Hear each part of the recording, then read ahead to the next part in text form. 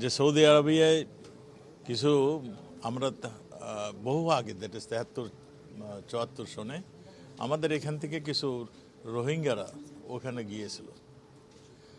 আমাদের সেখানে এর সংখ্যা কত আমাদেরও জানা নেই।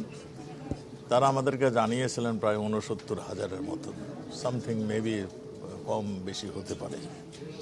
সেটা তাদের দেশের নিয়ম অনুযায়ী পাসপোর্ট না থাকলে তাদের ফেরত পাঠাবে, সেই রকমই একটা কথা বলা হয়েছিল। তো সেই ক্ষেত্রে আমাদের সঙ্গে একটা চুক্তি হয়েছিল, তারা ফেরত পাঠাবে না, তারা সেখানেই থাকবে, কিন্তু শুধু রিনিউ করে দেওয়া পাসপোর্ট।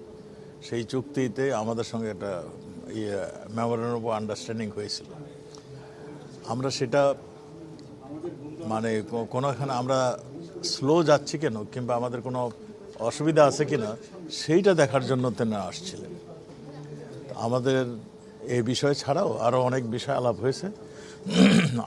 আমাদের বাংলাদেশে সৌদি আরবিরা বিভিন্ন সময় যারা রয়েছে তাদের সুবিধা অসুবিধা নিয়ে আলাপ হয়েছে। আমাদের বিজেপি এবং কোস্টগার্ড পুলিশের সক্ষমতা বৃদ্ধি, তাদের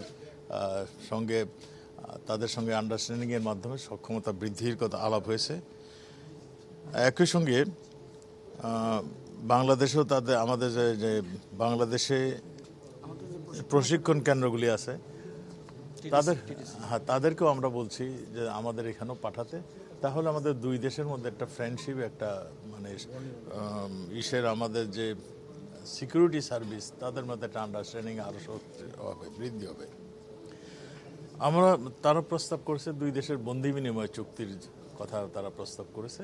আমরা অনেক দেশের সঙ্গে আমাদের এই বন্দি বিনিময় চুক্তি আমাদের রয়েছে, আমরা সেগুলো আমরা মনে করি এই চুক্তি আমাদের করলে আমাদের সুবিধা হবে। বাংলাদেশ হতে আমরা আনসার, তাদের সিকিউরিটি গার্ডের জন্য আনসার প্রেরণের কথা বলেছি, তারা এইটা পরীক্ষা নিরীক্ষা করে দেখবেন। আপনারা জানেন না যে আনসারে আমরা গার্ড রেজিমেন্ট তৈরি করেছি আমাদের ভিআইপি প্রোটেকশনের জন্য।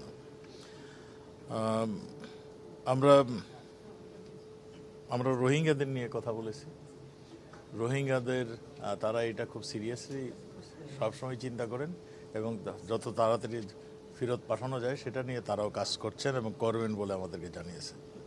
আমরা বলছি আমাদের মিডল ইস্টের 2-3টা কান্ট্রির সঙ্গে আমাদের ভিসা ওয়েভার রয়েছে, ডিপ্লোম্যাটিক এবং অফিসিয়াল।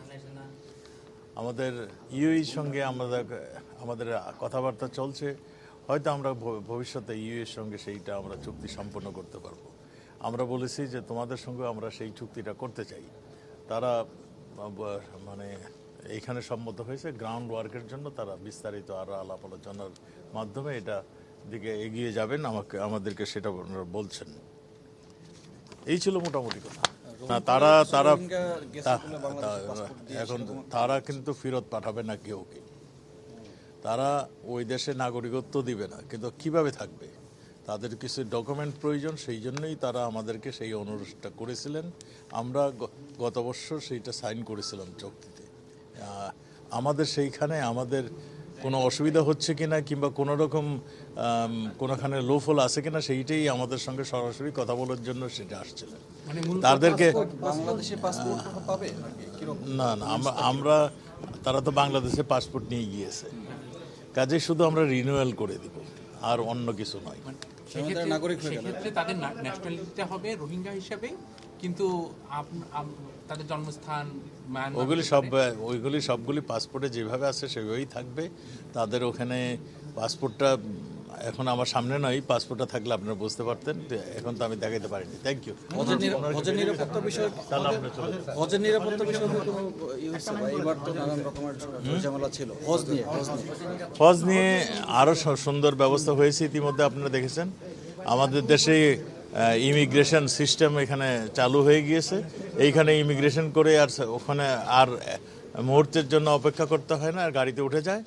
এবং রোড টু মক্কা বলে আরেকটা সিস্টেম চালু করেছেন তারা, যে তাদের লাগেজ, হজ যাত্রীদের লাগেজগুলো এখানেই জমা দিয়ে দিবেন। তাদের নির্দিষ্ট যেখানে তাদের হোটেল কিংবা বাসস্থানের ব্যবস্থা হয়েছে সেইখানে তারা চলে যাবে লাগেজ। এই এই এই আমাদের এই যে হজের এই ব্যাপারটা আরও সুন্দর হয়েছে।